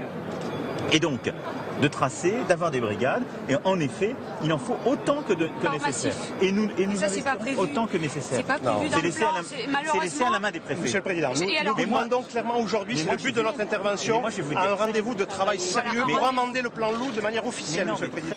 Voilà, on voit bien que le plan loup inquiète. On va retrouver Tam Tranui qui était aux côtés de Marc Baudret, c'est un éleveur de brebis. Il est membre de la Confédération paysanne. Oui, Marc Baudret qui est responsable de la mission prédation à la Confédération paysanne et qui est effectivement éleveur de brebis dans les Vosges. Marc Baudret, alors est-ce que la réponse d'Emmanuel Macron ce matin sur les inquiétudes quant au plan loup vous a satisfait? Non, pas du tout. Le plan loup ne correspond pas du tout aux attentes des éleveurs. Aucune prise en compte des fronts de colonisation, pas d'anticipation de moyens de protection, aucune ambition concernant des nouveaux moyens de protection et des essais sur du piégeage par exemple. Donc on attend réellement sur le terrain quelque chose qui pourrait faire bouger de façon favorable pour les éleveurs. Quels sont les dommages que font le loup à vos troupeaux dans les Vosges? Est-ce que vous avez quelques données, quelques statistiques? Alors on va parler de mon cas personnel. J'ai 200 brebis laitières. Les dernières attaques du loup chez moi m'ont tué 6 bêtes. Mais derrière, c'était une catastrophe parce qu'on a perdu 47 brebis qui ont avorté. Et ces brebis n'ont pas produit et ça me fait une perte de chiffre d'affaires de 54 000 €. Et ça, c'est absolument pas pris en compte dans les plans loups. Les pertes indirectes ne sont pas prises en compte.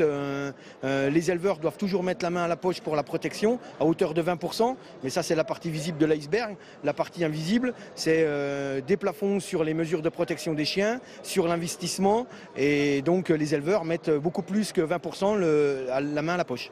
D'ailleurs, vous avez des problèmes au quotidien, par exemple, avec vos chiens, des problèmes de voisinage, me disiez-vous. Oui, tout à fait. J'en suis à des convocations en mairie, la maréchaussée qui arrive sur nos fermes pour nous signaler qu'il faut qu'on ôte nos chiens, qui sont là pour protéger nos troupeaux. Et nous, on a mis nos chiens parce que le préfet nous a demandé de nous protéger et les chiens font partie des mesures de protection. Et on veut multiplier avec le nouveau plan loup, on veut multiplier le nombre de chiens sans avoir statué sur un réel statut des chiens de protection. En revanche, vous n'êtes pas pour l'éradication du loup. Vous comprenez aussi la nécessité qu'il y a à repeupler cette population. Alors la Confédération paysanne, là-dessus, elle est claire, c'est qu'on ne demande pas l'éradication du loup. On veut simplement que le loup reprenne sa place initiale, c'est-à-dire réguler des populations d'ongulés sauvages et qu'il arrête de venir sur des troupeaux domestiques. Donc pour lui, le troupeau domestique, c'est plus facile parce qu'il va s'arrêter au niveau des clôtures, il va s'arrêter à certains endroits. Et pour lui, il doit courir moins, courir après des animaux de rente que courir après des animaux sauvages. Vous disiez aussi qu'il y a peut-être des exemples européens dont la France pourrait s'inspirer. Oui, tout à fait. On sait que les Allemands ont envoyé des personnes justement travailler sur le piégeage en Allemagne. Pourquoi la France, on a un temps de retard alors que le loup est apparu en 92? Merci beaucoup Marc Baudret pour votre réaction. Merci à vous Tam. Ce plan loup, Christian Lambert, on a pu lire qu'il ne satisfaisait à la fois ni les éleveurs ni les écologistes. Ce qui est surtout incompréhensible, c'est qu'au début du plan loup, dès la deuxième ligne, il est écrit qu'il faut 500 loups. Il y a aujourd'hui 350 loups repérés, comptabilisés. Avec 350 loups, il y a des milliers de brebis tuées, plus de 8000 aujourd'hui. Et quand dans le plan loup censé réguler le loup, il est marqué 500 loups, c'est incompréhensible. J'ajoute à cela que aujourd'hui le loup envahit certains départements ou est en surveillance dans des départements. Je ne sais pas si vous savez, mais il est en surveillance dans toute l'île de France. C'est-à-dire qu'il se rapproche de Paris. Moi j'ai hâte qu'il soit dans le bois de Boulogne, vraiment hâte. Et pour les éleveurs qui sont dans des zones très peuplées, c'est extrêmement difficile de se protéger contre le loup. Donc même si aujourd'hui il y a une bataille de chiffres qui dit on va pouvoir tuer jusqu'à 40 et après il faudra demander une autorisation au préfet, nous on a une règle simple, une attaque, on peut tirer le loup. On doit pouvoir des tirs de défense quand le gouvernement dit tir de prélèvement, c'est ça? On doit pouvoir défendre son troupeau chaque fois qu'il est attaqué. Il faut rééduquer le loup. Dès qu'il voit un troupeau et que la carabine résonne, il faut le refouler, il ne doit pas être possible de travailler ainsi. Les éleveurs sont extrêmement stressés, on a aujourd'hui des burn-out, des agriculteurs qui capitulent. Un jeune agriculteur de Nice qui fabrique du fromage et qui vend dans le cœur de la ville de Nice, il habite à 12 km du cœur de ville. Il a chaque année 15% de son troupeau qui est tué par le loup. 15% tués chaque année à 12 km de la ville de Nice. Rendez-vous compte, c'est un calvaire que vivent ces éleveurs. Et quand j'ai entendu hier certains représentants d'associations environnementales dire on doit vivre avec le loup, c'est pas un bon exemple que l'on donne. On veut des éléphants en Afrique, on veut des tigres ailleurs, etc. Il faut que nous, on vive avec les loups. Mais qu'elles viennent vivre avec les loups si elles veulent. C'est pas possible cette cohabitation entre l'homme et le loup. En l'état, c'est pas possible. Pour moi, c'est très simple. Vous savez, Emmanuel Macron, quand il était en Auvergne, il a dit je veux remettre le berger au centre de la montagne. Moi, le berger, je le remets au centre de la montagne, mais armé. Et il tire. Parce que de toute façon, moi, je suis un président de syndicat d'agriculteurs et d'éleveurs. Entre le loup et l'agneau, il n'y a pas de discussion. D'ailleurs, il y a un consensus autour de la table. Et nous, on parle d'éradication là où il y a l'élevage, c'est-à-dire de prendre la méthode espagnole. En Espagne, là où il y a l'élevage, il n'y a pas de loup. Et en plus, tenez-vous bien, les Espagnols, eux, ils vendent dans les endroits où il faut tuer le loup, le trophée à 1200 € par tête. C'est-à-dire qu'il y a des gens qui sont prêts à payer 1200 € pour tuer un loup et le faire empailler. Eh bien nous, si vous donnez 1200 € à un éleveur, chaque fois qu'il en tue un, on règle le problème. Mais non, mais ce que je veux dire, c'est que les pro-loups, comme disait Christian Lambert tout à l'heure, ils ne vivent pas avec ça. L'an dernier, il y a une jeune femme, une jeune bergère qui était dans l'Ibé, qui a expliqué qu'elle s'est trouvée entre le loup et son troupeau. Elle ne veut plus aller là-dedans. Pourquoi on défend tout ça? On a des milliers d'hectares d'herbe, on parle de compétitivité, on parle justement de tout ça. Eh bien, cette herbe-là ne coûte rien. Elle demande qu'à être utilisée par des animaux qui sont paisibles, que sont les moutons ou les vaches, et un prédateur n'a pas sa place. Donc tout simplement, nous, à la coordination, on dit qu'il faut éradiquer le loup de là où il y a le pastoralisme. Si on en veut, on peut aller en Sibérie et puis on peut aller faire des grands safaris là-bas et on verra les loups. Pacifique, c'est impossible selon Bernard Lannes. Non, la cohabitation, elle est impossible. Elle est impossible avec ce niveau de prédation. La vraie biodiversité, c'est l'élevage pastoral. L'élevage qui aménage la montagne. Je veux dire, c'est très simple. Si on veut qu'il y ait absolument un nombre de loups qui soit croissant, eh ben on le dit, on enlève les moutons de la montagne, on fait des grandes zones industrielles où on fout les moutons dans des usines et on n'en parle plus. C'est pas la vocation du territoire français. Je suis tout à fait d'accord avec ce qu'a dit Bernard Lannes, tout à fait d'accord avec ce qu'a dit Christian Lambert. Il y a des situations psychologiques intenables. Et si les gens ils veulent du loup, eh ben ils le prennent dans leur jardin. Parce qu'au bout d'un moment, c'est pas tenable.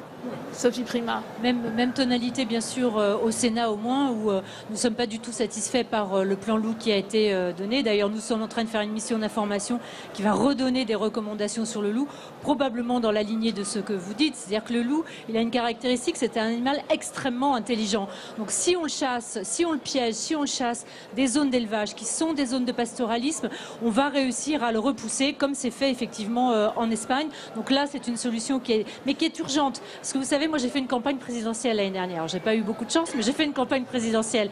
Et dans cette campagne présidentielle, je suis allée, j'étais soutien de François Fillon, et je suis allée dans ces zones de pastoralisme et j'ai vu des grands gaillards, des grands bergers de 2 mètres avec des paluches comme ça, pleurer devant moi parce que leurs troupeaux étaient abîmés, parce que leurs propres enfants s'étaient trouvés, comme vous l'avez dit, en face du loup. Ben, je crois qu'il faut être raisonnable. On est évidemment très acteur de la biodiversité, mais on est d'abord acteur, comme vous l'avez dit, de l'agropastoralisme, et ça c'est extrêmement important. Il y a aussi la question des indemnisations, justement, des victimes du loup, Christelle Lambert. Non, il y a la question des indemnisations, mais l'argent ne fait pas tout. Je voulais dire ce que vient de dire Madame Prima. Ici, nous en débattons, mais pas avec la même émotion que ce que l'on peut vivre dans les zones où il y a eu des attaques. Il faut aller dans les Hautes-Alpes, il faut aller dans l'Aveyron, il faut là où il y a eu des attaques, des brebis éventrées, des agneaux qui ont été orphelins, une agricultrice qui, un matin, voit des brebis mortes à 200 mètres de sa ferme. Le temps qu'elle revienne chercher sa voiture, le loup est revenu pour en éventrer 4 de plus. Ces agriculteurs vivent sous la surveillance du loup. C'est invivable. Qu'attend-on ? Qu'attend-on ? Et puis, la réalité, c'est que ce loup présent partout va chasser les agriculteurs. Et la biodiversité de montagne, d'estive, va disparaître. La vraie biodiversité, c'est l'élevage. On voit aujourd'hui dans l'Isère des prairies d'altitude abandonnées. Ce sera demain des avalanches. Donc il faut choisir entre les brebis qui entretiennent et qui ont un vrai rôle pour la flore, la faune et l'attractivité des territoires, ou le loup qui est un vrai danger public, parce que même pour les randonneurs et pour le public, des maires prennent aujourd'hui des arrêtés pour interdire d'aller se promener dans les montagnes ou dans les forêts. Mais rendez-vous compte, le loup est un danger public. Il faut dire les choses comme elles sont. Bernard Lannes. Ce que je veux rajouter aussi, c'est que le problème de 500 loups, nous on estime qu'ils y sont.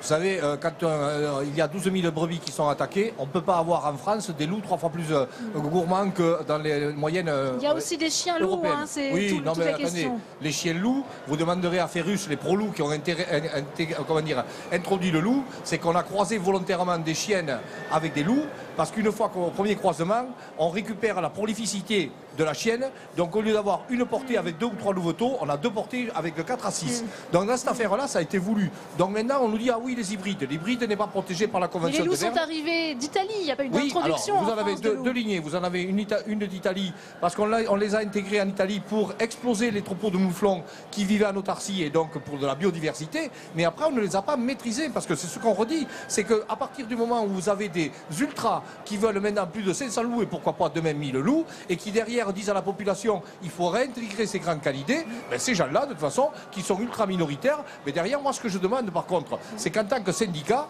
pour les comptages, il y ait des professionnels, c'est-à-dire des agriculteurs, qui aillent compter avec des gens de l'ONCFS. Vous savez, quand on hurle, j'ai déjà vu ça, moi, à Manosque, quand je vois un gars de l'ONCFS qui explique, ben, il hurle, puis il entend tout d'un coup que ça répond, il dit, ah, il y a des louveteaux, et il dit, super, c'est dans un journal, super, il y a une meute qui est en train de se former, j'ai déjà énormément de doutes sur les méthodes de comptage.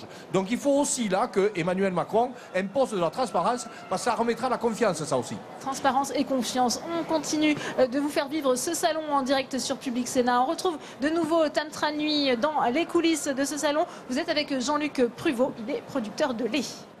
Bonjour monsieur, qu'est-ce que vous êtes venu dire au président de la République?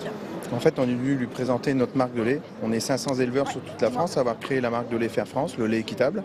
Ça fait 5 ans qu'on est en place et on souhaiterait qu'il nous donne un petit coup de main pour parler de nous, nous faire connaître. Voilà. C'est une solution pour sortir de la crise laitière qui dure depuis des années et des années. Les éleveurs sont en train de disparaître. À un moment donné, il faut prendre les bonnes décisions et aider les projets qui marchent. Il prépare un projet de loi qui doit prendre en compte les coûts de production, etc., qui normalement est là pour que le bon prix soit payé. Est-ce que vous y croyez? L'idée est très bonne. Le coût de production, reste juste savoir qui va donner le coût de production, qui va calculer le coût de production. Pour nous, le coût de production pour produire un litre de lait, c'est 45 centimes. 45 centimes, ça permet de couvrir les coûts de production, mais aussi de sortir un salaire à l'éleveur qui est de 1,5 SMIC. Et quand on entend parler, nous, en ce moment, des coûts de production, ils oublient le salaire de l'éleveur, ce qui est primordial. Donc, s'ils sortent un coût de production à 32 centimes, la loi n'a aucun intérêt. Merci Tam. Je voudrais, Christiane Lambert, qu'on aborde aussi cette question de la qualité des produits aujourd'hui. Est-ce que vous pensez que tous les moyens sont sur la table pour la préserver, cette qualité française à laquelle les consommateurs tiennent ? Aujourd'hui, tous les dispositifs sanitaires ou d'encadrement existent. Ce qui manque, c'est le prix qui le reconnaît. Même sur les produits en agriculture biologique, il y a aujourd'hui une pression sur les prix. J'ai un collègue producteur de viande bovine en Vendée qui dit facilement « Je vends aujourd'hui mes jeunes bovins à un prix de 4,10 € le kilo, c'est insuffisant pour un produit fait en agriculture biologique. » Donc la question du prix, elle est fondamentale et elle est liée à la qualité. On ne pourra pas, nous agriculteurs, apporter toujours plus de garanties s'il n'y a pas à un moment la reconnaissance par le prix de cette qualité. Mais vous savez, beaucoup de consommateurs aujourd'hui sont prêts à payer un petit peu plus. Deux choses pour le dire. D'abord, le succès des produits en agriculture biologique. Des croissances de 10, 12, 14% sur des produits bio, ça montre que les consommateurs, quand ils sont rassurés ou qu'ils veulent ce produit, ils mettent un petit peu plus d'argent. Et puis l'autre chose, c'est un sondage Kantar qui affirme que 58% des Français sont prêts à payer un petit peu plus cher, jusqu'à 10%, s'ils sont sûrs que l'argent revient aux producteurs. Et c'est bien là toute la question. Il faut que les distributeurs et les industriels qui sont entre les producteurs et les consommateurs jouent le jeu du retour aux producteurs. Malheureusement, par le passé, ça n'a pas été suffisamment le cas. Mais ce que nous souhaitons, et aussi avec les États généraux, c'est qu'on mesure en France l'importance et la richesse de l'alimentation. Osons-nous le dire, partout dans le monde, l'alimentation à la française est portée au nu. C'est la meilleure du monde, la gastronomie, le rayonnement, les fromages, les vins, la bonne alimentation. La gastronomie des grands chefs. Et quand on est en France, elle est critiquée beaucoup par des gens qui sont quand même ventre plein. Et puis elle n'est pas suffisamment payée pour ceux qui font les efforts. Et le pire serait qu'on ait plus de cahiers des charges chez nous les producteurs, avec du bien-être, du sanitaire, de la démédication, et pas de prix supplémentaire quand on va jusqu'au bout. Mais connaissez-vous des professions ou des agents économiques qui ont dit « investissez plus, faites mieux, mais vous aurez moins d'argent ». Ça n'existe nulle part. Laurent Pinatel, sur cette question essentielle de la qualité, est-ce qu'on peut concilier ces objectifs à la fois de compétitivité et de qualité ? Après, tout dépend de ce qu'on entend par compétitivité, mais ce qui est certain, c'est qu'il y a une aspiration à consommer des produits de meilleure qualité d'une grande partie de la population. Peut-être qu'il y a un coût, mais peut-être qu'on peut aussi réorienter les aides de la politique agricole commune en direction de cette agriculture de qualité. Après, les initiatives qui sont mises en avant, elles sont bien, parce que ça permet à des gens de vivre correctement. Mais est-ce que c'est pas quelque part l'échec des politiques publiques que de dire aux gens, débrouillez-vous tout seuls.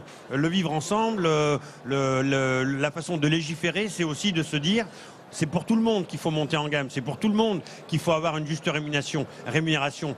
Et là, on en revient à la loi sur les états généraux de l'alimentation, où Jean-Baptiste Moreau, tout à l'heure, nous parlait du rôle du médiateur. Nous, on demande, la Confédération paysanne, à ce que l'État intervienne en rôle d'arbitre dans les négociations commerciales, en disant non, à partir de ce moment-là, le producteur n'est pas correctement payé et il va falloir appliquer les règles. Il faut vraiment une loi très contraignante pour la transformation et la distribution. Alors, la réponse de la sénatrice Sophie Primas. On n'est pas encore en pays administré, donc on ne va pas peut-être administrer l'ensemble des relations commerciales. Je crois qu'on n'en est pas encore là. En revanche, je suis d'accord sur le fait qu'il faut trouver un système, et c'est là ma petite pointe d'inquiétude sur le projet de loi qui arrive.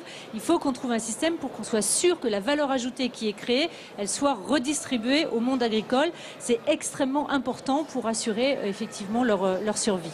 Bernard Lannes. Et pour conclure sur ce sujet, moi je dis à Emmanuel Macron, Banco, donnez aux consommateurs le vrai pouvoir.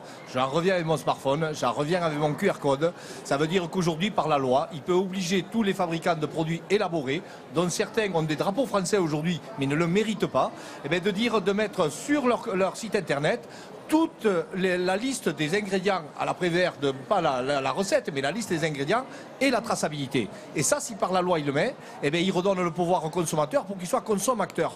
Parce qu'après, avec ça, il y aura toujours quelqu'un qui, quand il trouvera du cheval dans des lasagnes de bœuf, celui-là, il tue le fabricant qui a fait ça. Donc, ce pouvoir-là, il faut le redonner au consommateur, lui faire confiance. Et nous, les Français, on risque rien parce qu'on a une carte énorme à jouer là-dedans. Parce que petit à petit, même s'ils acceptent de payer du plus cher. Ils verront dans une traçabilité intégrale et de l'alimentation et de la marge. Parce que vous savez, avec le QR code, on peut faire plein de choses. Et dire, regardez, dans votre baguette à 1 €, il y a 3 centimes de blé. Si j'en mettais 5, peut-être que ça serait un peu mieux. Donc de redonner ce pouvoir aux consommateurs. Je voudrais aussi vous montrer une image, parce qu'il y a eu des incidents un petit peu ce matin avec une quinzaine de militants pro-vegan qui ont fait irruption dans le salon. Ils demandent la libération de la cause animale. Ils ont manifesté brièvement. Ils ont été évacués du pavillon par les éleveurs. Christiane Lambert, il faut aussi ne pas sous-estimer ce mouvement pro-vegan que l'on connaît en France.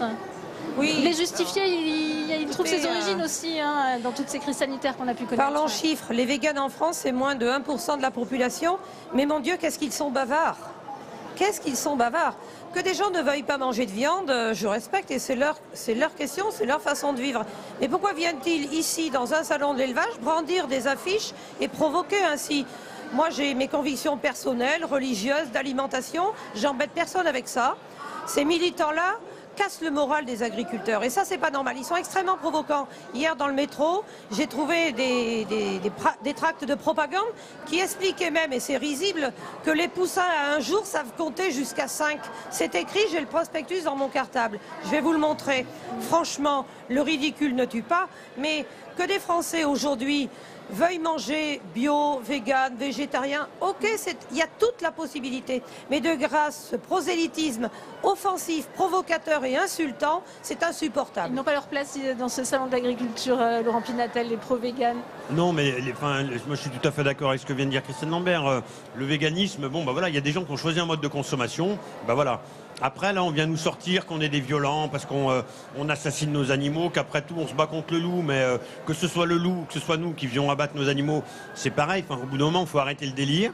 On a toujours consommé de la viande. Si ces gens-là ne veulent pas tuer les animaux, parce que la mort, c'est quelque chose qu'on fuit dans la vie de tous les jours, j'allais dire qu'ils mangent des cadavres d'animaux morts qu'on trouve dans la nature, si c'est l'abattage qui leur pose problème. Moi, au bout d'un moment, il y en a vraiment ras-le-bol. On les a vus à l'œuvre au sommet de l'élevage à Cournon. Il y a une minorité qui agitent des peurs chez les gens et qui les transmettent dans la population. Les éleveurs, ils n'ont pas besoin de ça. Il y a un grand respect pour les gens qui veulent manger différemment, mais qui ne viennent pas embêter tout le monde avec une idéologie, honnêtement, qui est complètement totalitaire et extrémiste. On va retrouver Tam Tranui, puisqu'on le disait, Emmanuel Macron est toujours dans les allées du salon. Le chef de l'État qui est arrivé pour sa première visite en tant que président de la République tôt ce matin à 7h45. Tam, on l'a vu, il a été un petit peu sifflé ce matin. Où est-ce qu'on en est maintenant dans ces visites ? Eh bien écoutez, Emmanuel Macron est toujours dans ce fameux hall 1 où il a débuté sa visite ce matin. Il est actuellement avec les producteurs de lait. On nous annonce sa sortie d'une minute à l'autre. D'ailleurs, le service d'ordre est ici vraiment aux aguets. Il doit se rendre ensuite au stand de la Commission européenne. Alors Emmanuel Macron a été, vous l'avez dit, chahuté ce matin. On a entendu notamment les jeunes agriculteurs qui voulaient lui dire tous les problèmes que leur posait sa position sur le glyphosate ou encore sur le Mercosur. Et puis depuis, on a pu voir que Emmanuel Macron a tout de même pris le temps de répondre à plusieurs interpellations sur ce sujet, mais aussi à de jeunes agriculteurs inquiets quant à l'avenir de leur profession.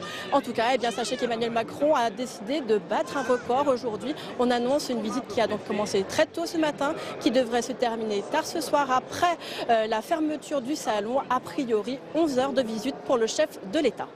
Merci à vous, Tam. Sophie Primas, on le disait, Emmanuel Macron, est-ce que c'est une visite réussie? Si on devait dire ça en conclusion, qu'en pensez-vous? Vous savez, la visite du Salon de l'Agriculture, c'est une visite, j'allais dire, impérative. Je crois qu'il n'y a que François Mitterrand qui n'y venait pas et depuis, tous les présidents de la République y viennent.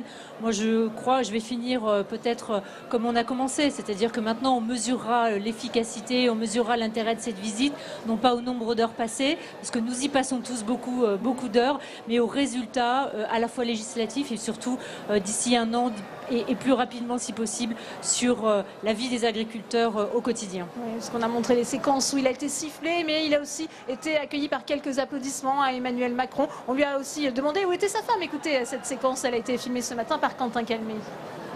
Monsieur le Président. Oui. Bonjour. Comment ça va? Elle est où, Brigitte? Elle n'est pas venue aujourd'hui. Elle est tranquille quand même de temps en temps. Merci beaucoup. Pour cette image de Christiane Lambert, c'est vrai qu'il y a aussi un peu de bienveillance malgré tout à l'égard du chef de l'État. Pas malgré tout, il est le président de la République, nous respectons sa fonction, nous attendons beaucoup de lui. Il a pris du temps pour écouter ce matin pendant 1h30 et il a, sur le sujet de la politique agricole commune et du budget européen, été aussi très affirmatif et c'est très important. Il ne faut pas regarder que les bruits de couloir ou les petites anicroches, il faut aussi regarder qu'il porte aujourd'hui, et c'est très important en Europe, la nécessité d'une politique agricole vraiment commune, d'un budget à la hauteur de ce dont nous avons besoin. On ne peut pas demander toujours plus et mieux à l'agriculture et imaginer qu'il y a un budget à la baisse. Donc sur ce sujet, Macron doit être leader avec Madame Merkel, comme ça a toujours été le cas, probablement avec d'autres pays. 21 pays sont d'accord autour de la France pour une amélioration du budget. C'est sur des sujets lourds, forts comme ça, que nous attendons Emmanuel Macron. Et puis comme il aime le débat direct, on le voit, je lui fais confiance pour très bien s'en sortir. Eh bien, merci à vous Christiane Lambert, merci Sophie Primas, merci Bernard Lannes d'être venu sur ce plateau, merci à vous Laurent Pinatel. C'est la fin de cette édition, merci à vous de l'avoir suivi. On se retrouve à 16h sur Public Sénat pour une nouvelle émission, toujours en direct du Salon de l'Agriculture. À tout à l'heure.